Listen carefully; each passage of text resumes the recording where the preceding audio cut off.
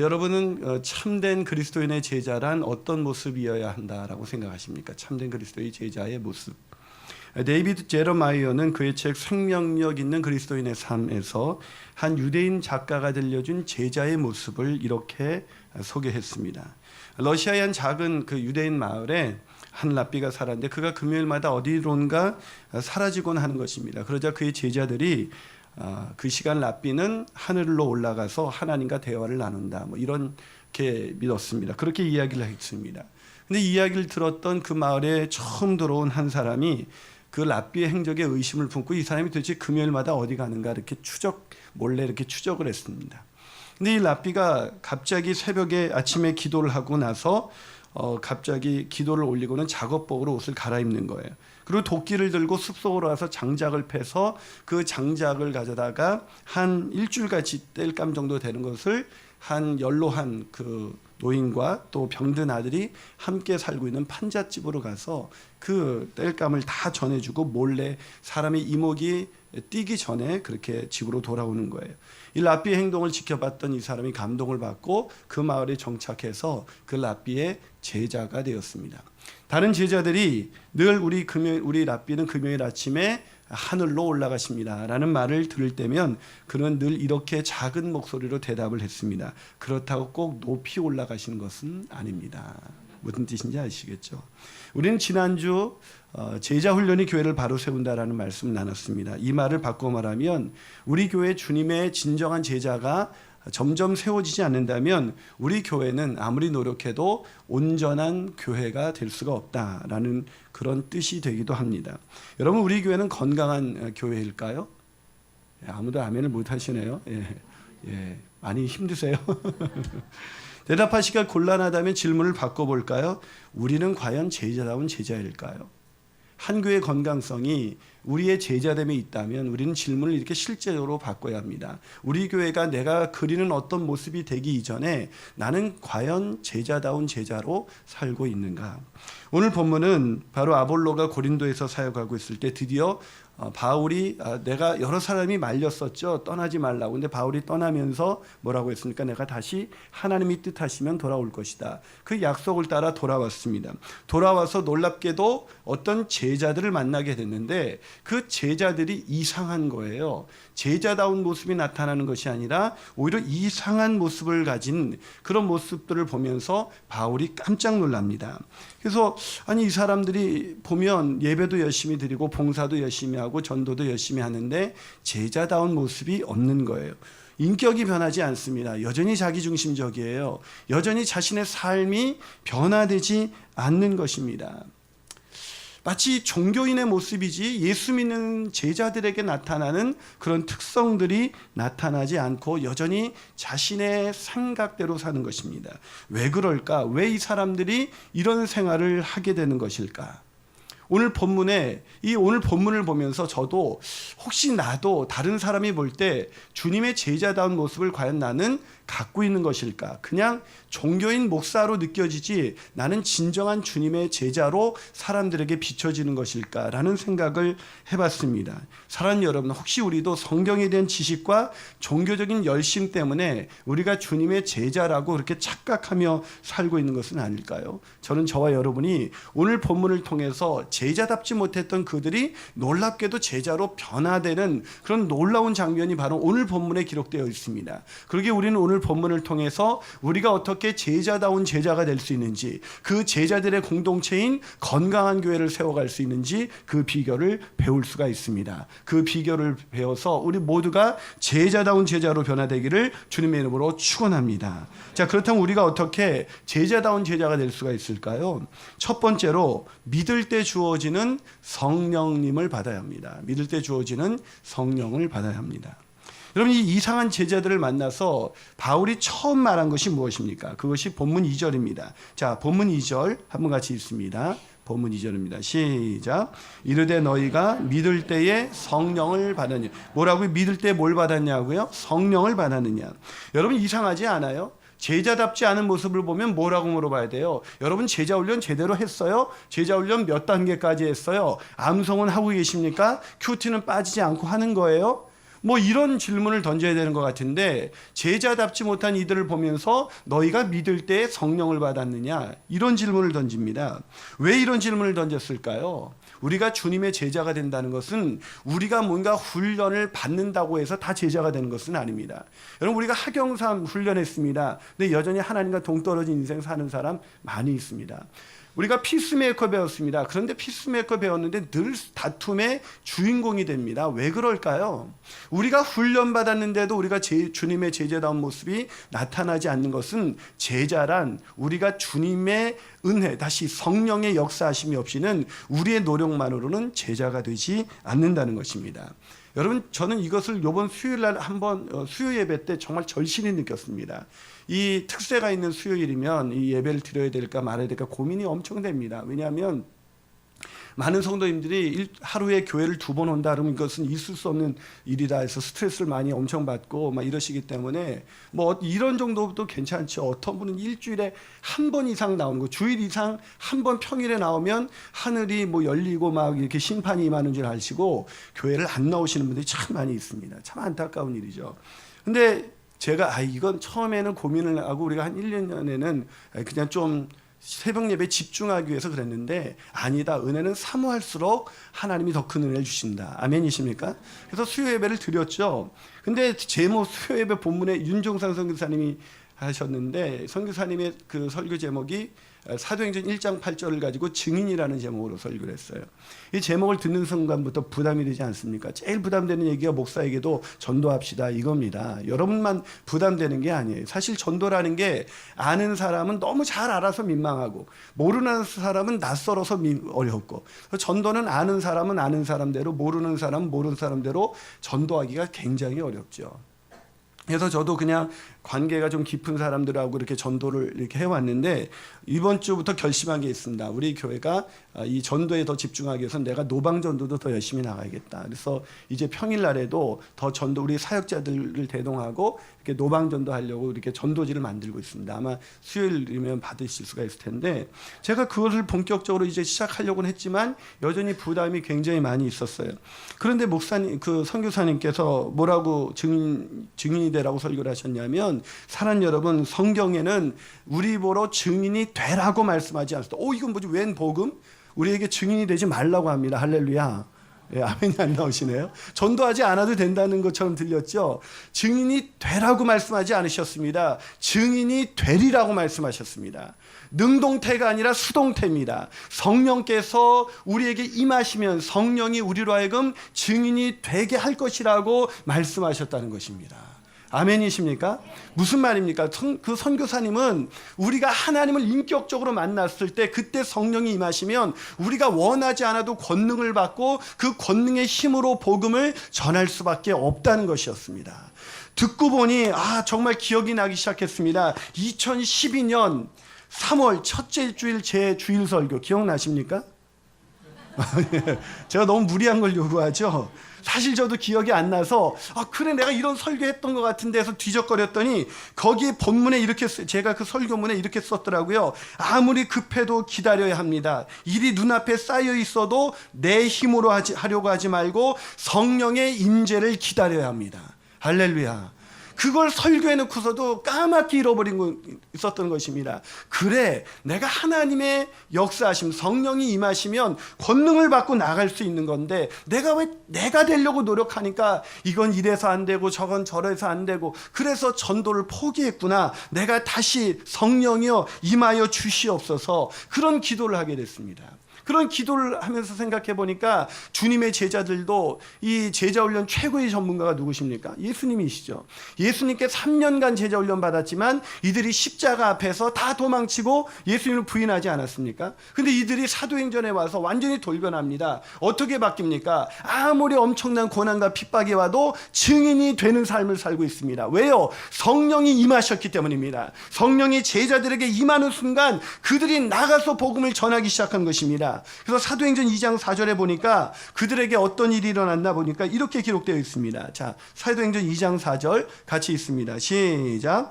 그들이 다 성령의 충만함을 받고 성령이 말하게 하심을 따라 다른 언어들로 말하기를 시작하니라. 그들이 다른 언어로 복음을 말하기 시작했습니다. 누구의 인도하심을 따라요? 성령의 인도하심을 따라 성령 충만함을 받았기 때문에 복음을 전하게 됐다는 것입니다.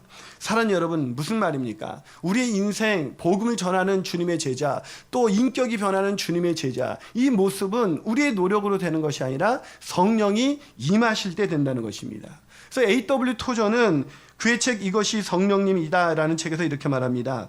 그리스도의 복음은 본질적으로 영적인 것이다. 성령님이 기독교의 진리를 통해 인간의 영혼을 변화시킬 때 그는 신령한 사람으로 변화된다.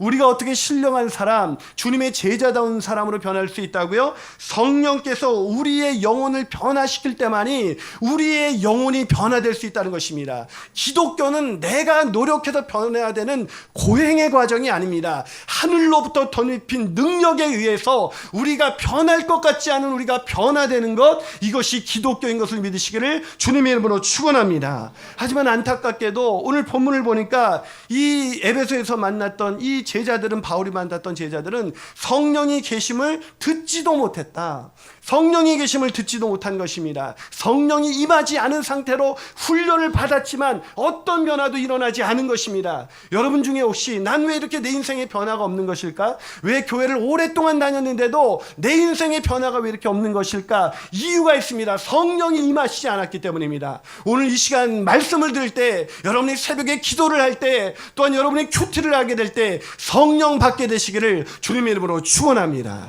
한 발 더 나가서 우리가 어떻게 주님의 제자다운 제자가 될 수가 있을까요? 그 두 번째 비결은 온전한 복음을 들어야 합니다. 복음을 들어야 합니다.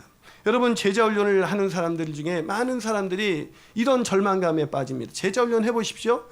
꼭 이런 절망감에 빠집니다. 훈련 받아도 소용이 없어. 어떤 분은 이렇게 말하죠. 설교 들어도 소용이 없어. 뭐 이런 얘기들을 많이 하십니다. 이런 분들이 왜 그럴까? 한마디로 성령이 임하시지 않았기 때문이죠.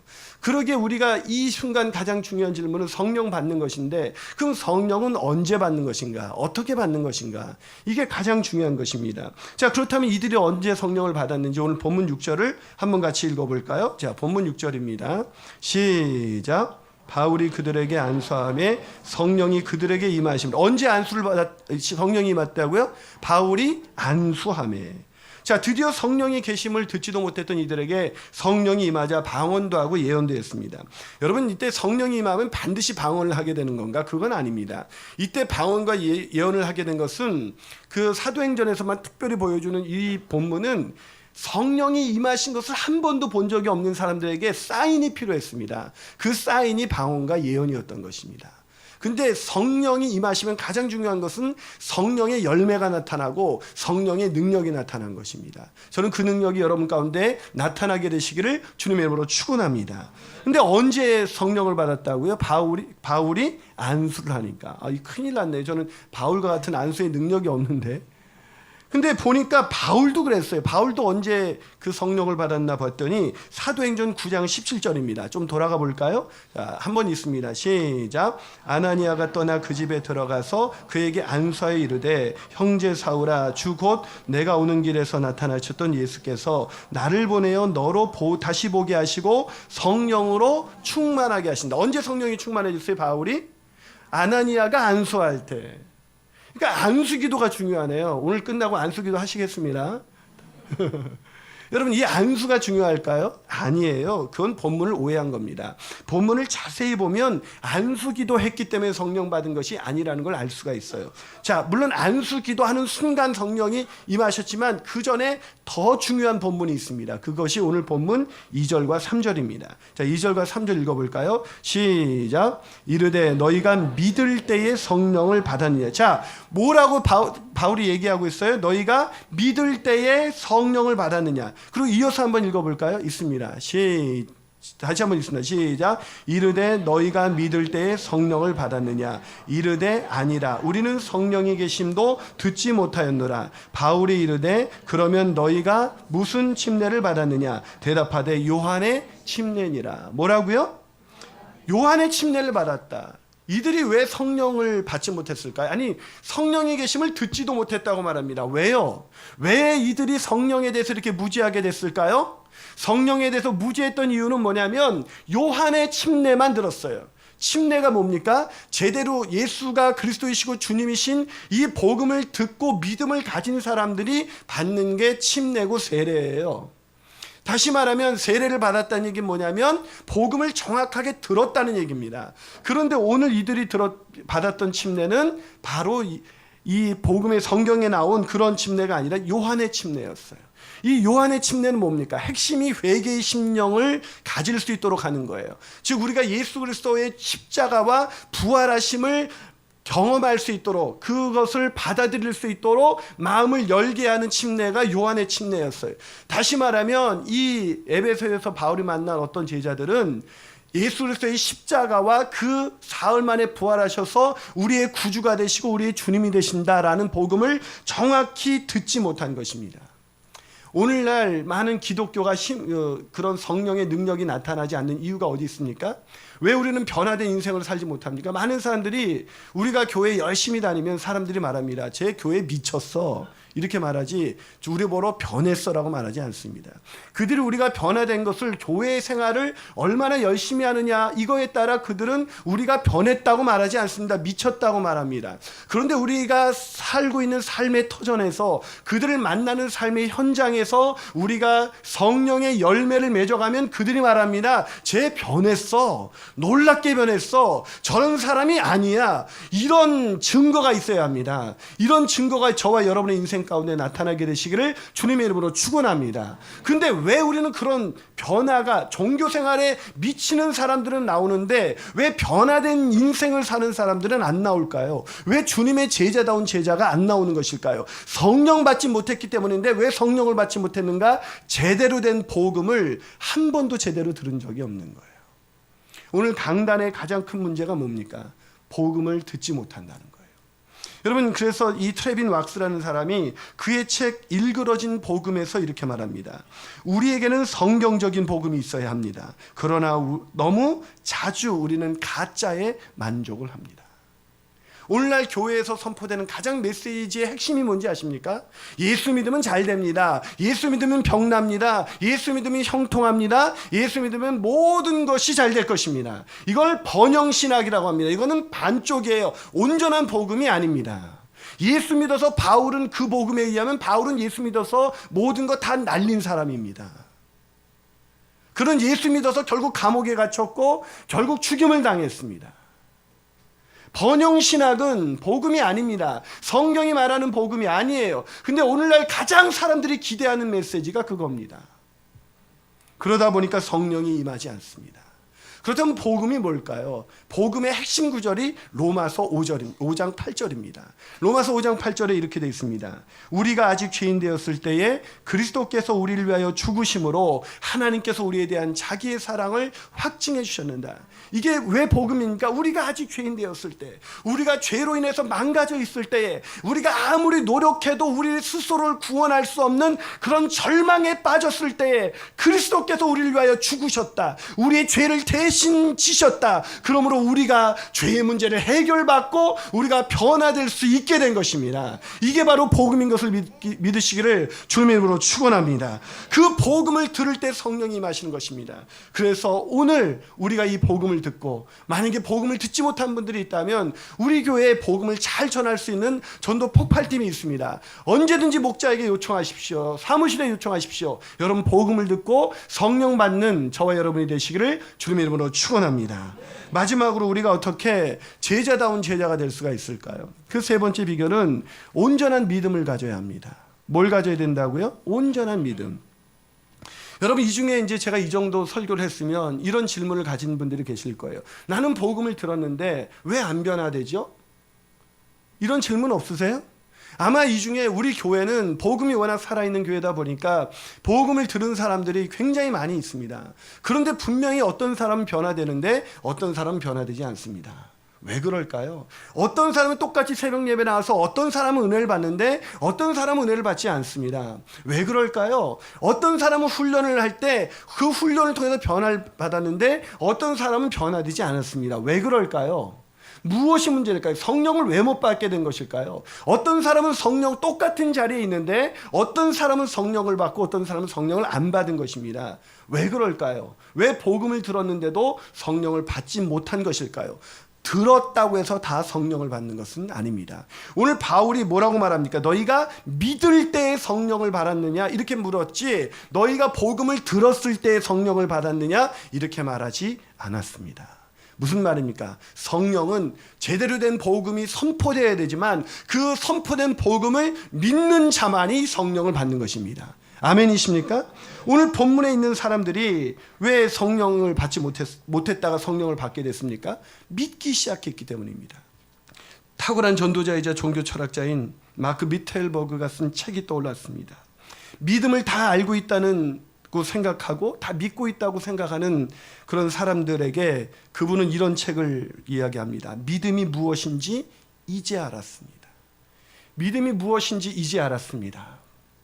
여러분, 이때 이 책에서 이 마크라는 사람이 자신의 친구 이야기를 소개합니다.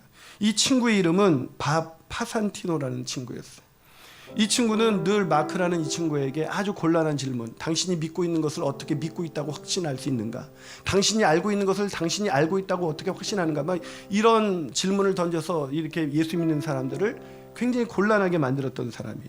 근데 어느 날 이 파산티노라는 이 친구가 그 상대를 잘못 고릅니다. 진 컵이라는 한 신학생들에게 이 질문을 했다가 그 신학생이 아주 명쾌하고 논리적으로 이렇게 대답을 하기 시작하자 이 논쟁이 무려 매주 화요일 저녁마다 모여서 6개월 동안 논쟁이 진행됐습니다. 논쟁이 진행될수록 이 파산티노라는 이 사람이 정말 예수가 그리스도이시고 주님이시구나라는 진리를 깨달아갑니다.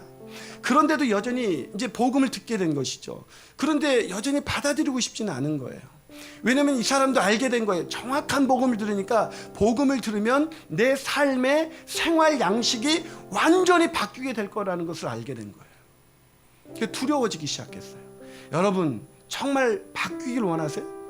내 생활 방식이 완전히 바뀌길 원하세요? 그걸 진짜 원하는 사람은 없다니까요. 여러분, 살다가도 뭐가 힘든지 가만히 생각해 보세요. 내가 원하는 대로 안 될 때가 제일 힘들어요. 내가 원하는 대로 배우자가 안 움직일 때, 내가 원하는 대로 일이 진행되지 않을 때, 내가 원하는 대로 병이 안 고쳐질 때, 내가 원하는 대로 사람들이 움직여주지 않을 때, 그때가 가장 힘든 거예요.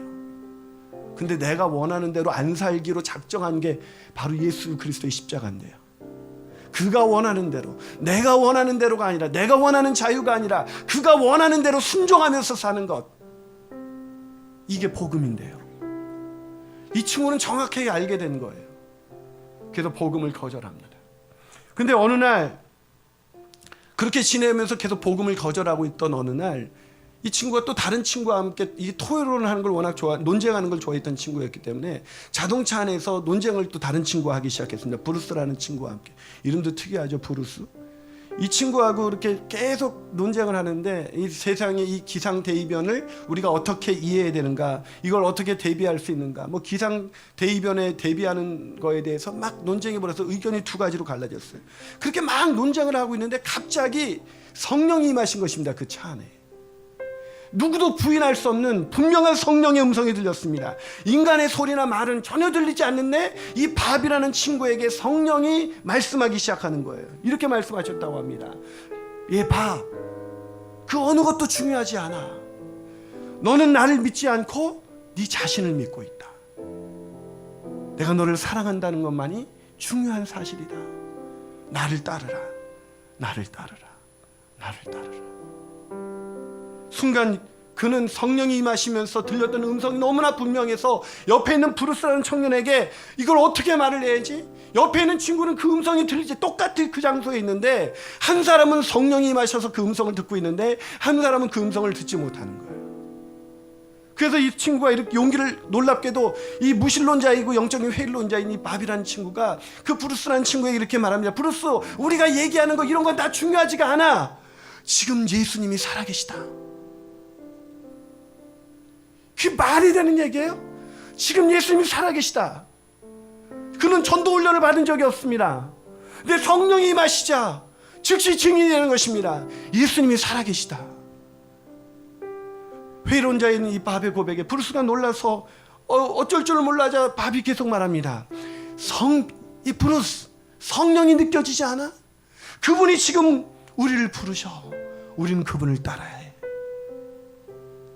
사랑하는 여러분, 왜 이 밥이 성령을 받았죠? 그 진컵이라는 사람과 끊임없이 논쟁을 벌이면서 그는 점점 진리를 알아가기 시작한 것입니다. 진리를 깨닫고도 그는 머물거리고 있었어요. 진리에 대해서 다 알았어요. 예수가 우리의 죄를 위해서 십자가에서 죽으시고 부활하셨다. 근데 여전히 거절하던 그에게 그가 언제 변했습니까? 복음을 제대로 듣고 있었을 때 성령이 임하신 것이 아니라, 누가 안수했을 때 변화된 것이 아니라, 그 복음을 듣고 계속 거부했을 때 어느 날 성령이 오셨습니다. 성령이 임하셨습니다. 그 성령이 임하자 그는 그 즉시 증인으로 바뀌기 시작한 것입니다. 이 황홀한 경험, 인간이 알 수 없는 이 성령이 임하심, 그거를 증거하기 시작했어요. 부끄러운지도 모르고 자기가 여지껏 그것을 누구보다도 회의했던 그가 이렇게 말합니다. 예수님은 살아계십니다. 이런 변화가 있으십니까? 이런 변화가 없다면 우리는 그리스도인이 아닐 수도 있습니다. 나더러 주여 주여 하는 자마다 천국에 들어갈 것이 아니요 하나님의 뜻을 따라 행하는 자라야 천국에 들어갈 것이니라. 우리의 종교적인 생활이 우리를 변화시키지 않습니다. 우리의 종교적인 열심이 우리를 변화시키지 않습니다. 오직 성령이 오실 때 우리는 놀라운 변화를 경험하면서 주님의 제자다운 인생 살아갈 수가 있는 것입니다. 그렇다면 그 변화가 있으십니까? 기도하시겠습니다.